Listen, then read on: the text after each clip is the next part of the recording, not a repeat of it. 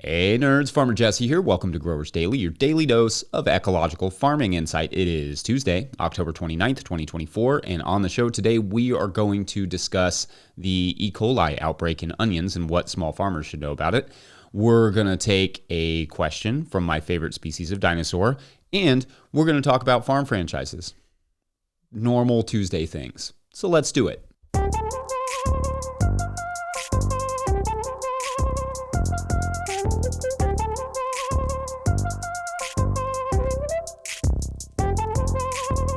All right, so I hope everyone had a great start to their week yesterday or had some rest.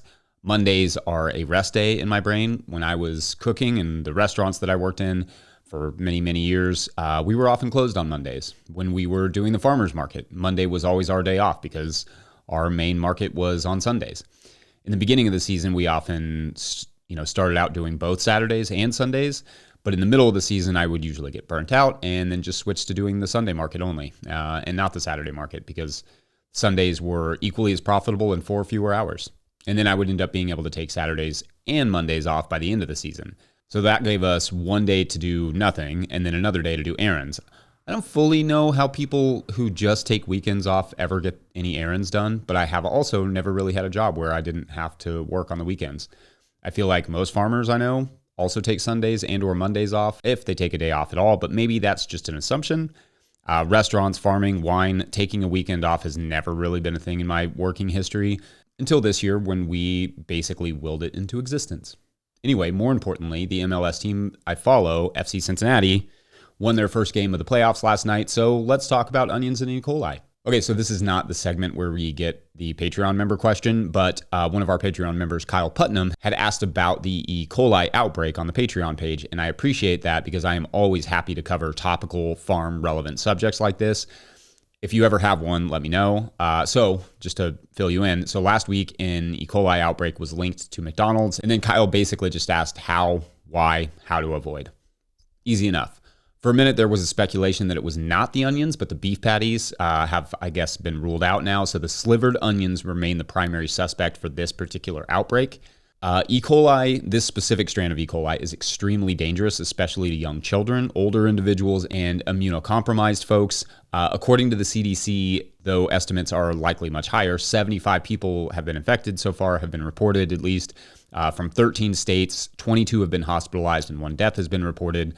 However, if it was indeed the onions, the thing to know is that McDonald's and other fast food chains are not getting raw onions and cutting them in-house, not usually. Most fast food restaurants, especially on that scale, who expect a certain level of consistency, whether you're at a McDonald's in Florida or one in Oregon, are buying pre-processed onions, in this case, slivered onions, from a large manufacturer. Like the place that those onions came from is called Taylor Farms, but it's not really a farm. Mostly just a processor. Anytime you are processing food, the risk of contamination is always going to be there. Much of the produce that places like McDonald's receives are already processed. For small farmers, our risk is lower in terms of contamination, but it is not nothing. That said, storage onions are not where our contamination issues are likely to derive.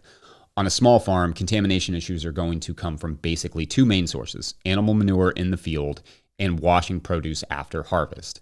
Unless you are personally peeling and washing the onions, the risk there is pretty low. Remember, these slivered onions are being peeled, washed, and cut, or slivered, as they call it. So if that is the source of contamination, it likely happened in the processing, not on the farm. Or at least the contamination itself was spread through the processing. We usually just bring our storage onions to market with most of the peel still on, and they never get anywhere near a cutting board or water or whatever. We also can't sliver our own onions anyway without a commercial kitchen, which I cannot imagine a worse job. I worked in kitchens for many years and I still can barely cut a single onion without crying. We will not be selling slivered no-till onions anytime soon. But anyway, it is worth noting that not all onions are off the hook for you as a small-scale grower.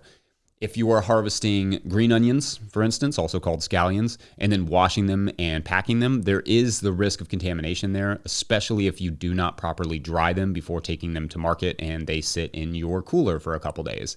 Same goes for anything that you wash. Get absolutely as much of the water off as you can. The water you use should be from a clean, dependable source. If you're using a well, it needs to be regularly checked.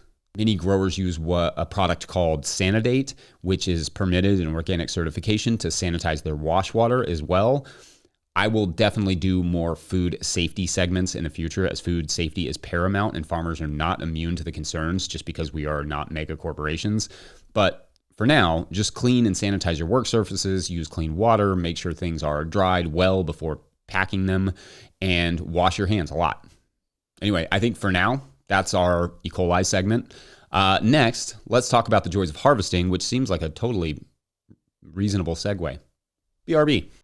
Today's episode is brought to you by Rimmel Greenhouses. Whether it's tomatoes to market, flowers in the spring, or your family's harvest, growing in a greenhouse protected from the weather provides the right environment that you need for a harvest that you can count on. Rimmel Greenhouses are designed for durability and offer the quality that you need to grow productively year-round.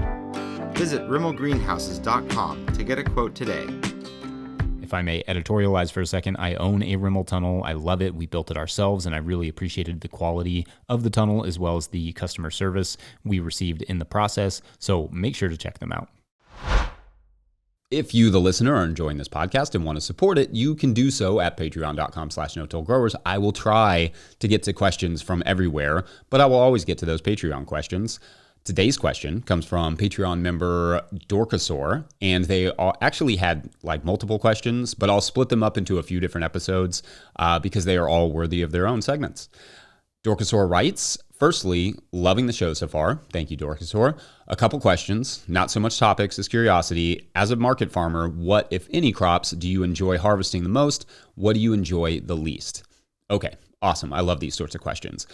And I actually spent a kind of embarrassing amount of time trying to come up with a good answer for this because it changes a little bit with the seasons. First, though, at this point in my career, I've grown just about every basic vegetable crop, save for maybe like artichokes and salsify. Certainly, there are herbs and traditional root crops I haven't grown, but based on what you would find at the average grocery store, I think I've grown almost all of it. On the negative side, any large root crops harvested when it's cold have to rank among my least favorite crops to harvest. Parsnips, for instance, I love them dearly, but you sow parsnips in February or early March, and then they grow all season, and you really don't want to harvest them until December after some good hard freezes when they are at their sweetest. Now, I've never had the good fortune of having loose enough soil to just pop them out like I often can with something like carrots, though I'm not sure anyone does for a crop that gets as deep as parsnips, maybe in like sandier soils. But being able to just pop them out would change my whole perception of growing and harvesting them. Dealing with the cold, clay-covered roots is just brutal and always feels like I waited a year to simply dig up a bunch of weed seeds and then have frozen hands while I did so. Doesn't always seem like the best use of time. Moreover, those parsnips will also give certain people some nice-looking welts on their arms, these like fun little rashes. So that's fun. I get them a little bit, but I've seen people that where it just looks like they just got beat up. That said, parsnips are outrageously tasty. So worth it? Maybe, at least for a small home garden. Another crop I find brutal to harvest is okra, but not at the beginning of its life. I know that's like it has a reputation for being hard to harvest. I love harvesting okra most of the season. The okra we grow and have grown for many years, saving seed on it all the while, is a burgundy type okra. And although, sure, it's a little stingy always, like I said, in the beginning, when it's happy, it's not that much of a big deal. However, we've observed how this crop becomes particularly and literally more irritating towards the end of the season, right before the first frosts.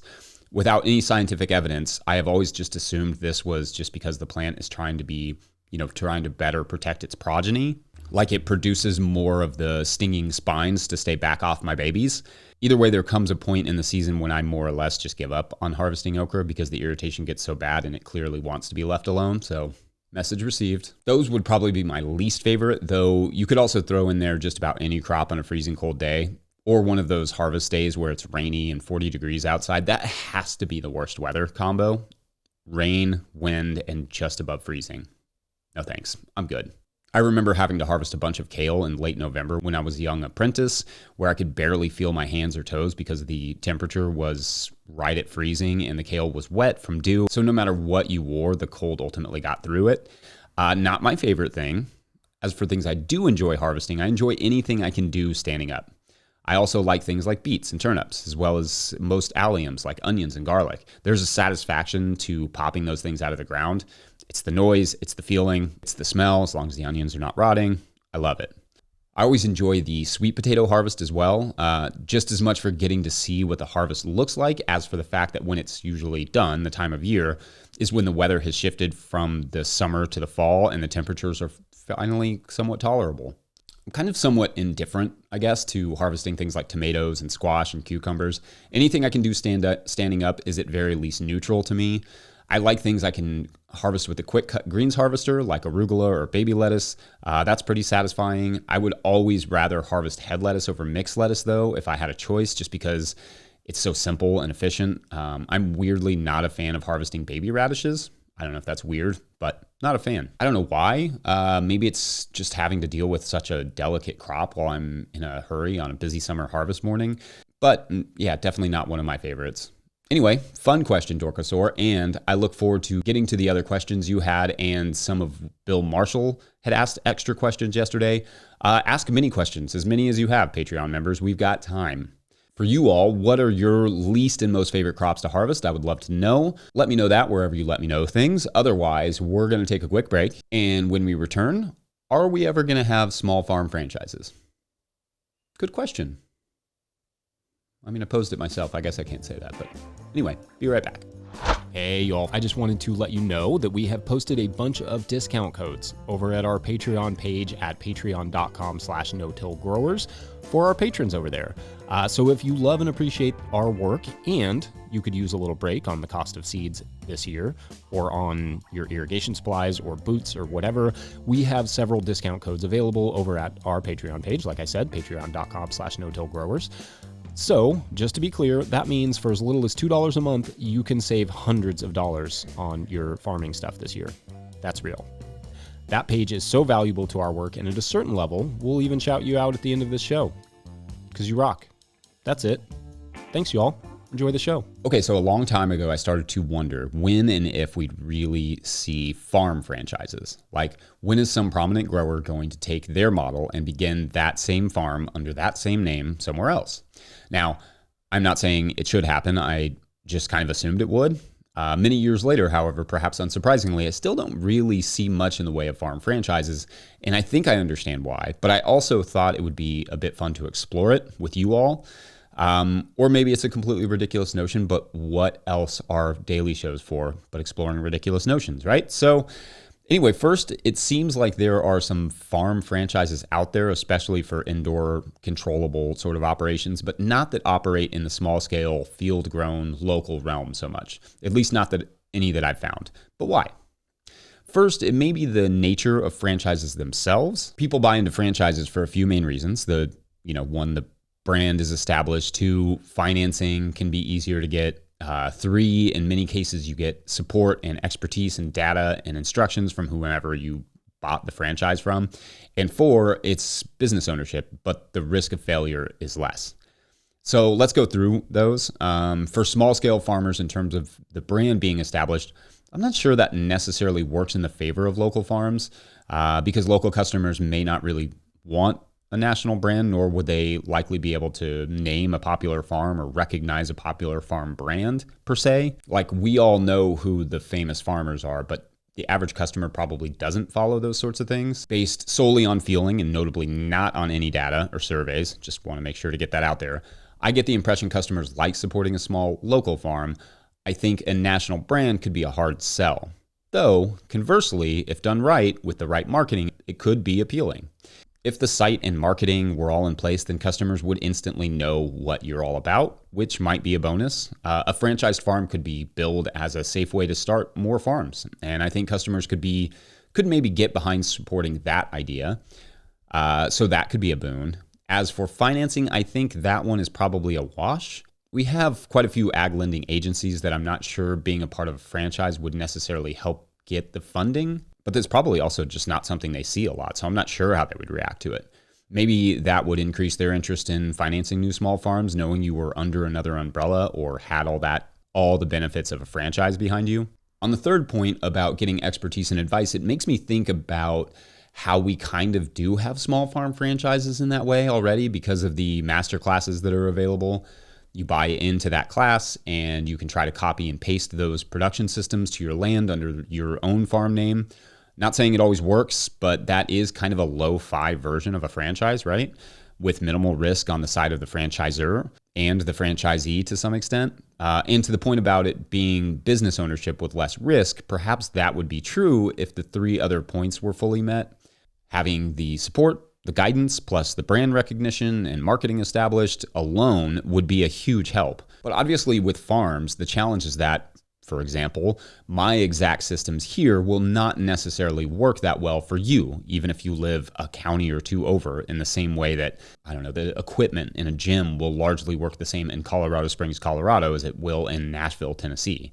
And just so that analogy is clear, gyms are a common franchise. But for farms, this is because we do not grow indoors really, where I control every little thing, and a lot of our systems are based specifically on our land, our soil, our climate. They are a product of our context. The only place I could copy and paste our farm is on our farm. But now that I've thought aloud about this, I wonder if there isn't a version of a small-scale farm franchise that could actually be beneficial to new small farmers, giving them support and access to funding, or maybe some of the co-ops that combine several different farms serve that purpose adequately.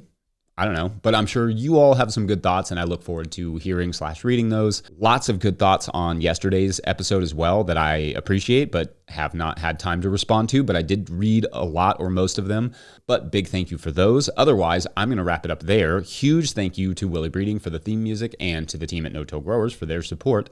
Thank you to everyone who has liked and subscribed and reviewed, and especially those who have signed up for the Patreon page. I'm just blown away by all the support you all have shown me. It's amazing. If you'd like to join the party or ask questions or just show some love for all the work this show takes, join up over at patreon.com/no-till-growers, where at a certain level, or if you just bump up from one level to another, or if you just sign up in the month of October, we'll shout you out on the show. So big shout outs today to Joe. I'm gonna leave a space there for Joe's last name, Joe. Titus Kahn. Lucas also gets a space. Mad Scurvy also gets a space, and Amanda Elizabeth. Huge thank you to everyone who supports our show in whatever way that you can. Thank you all for listening. We'll see you tomorrow.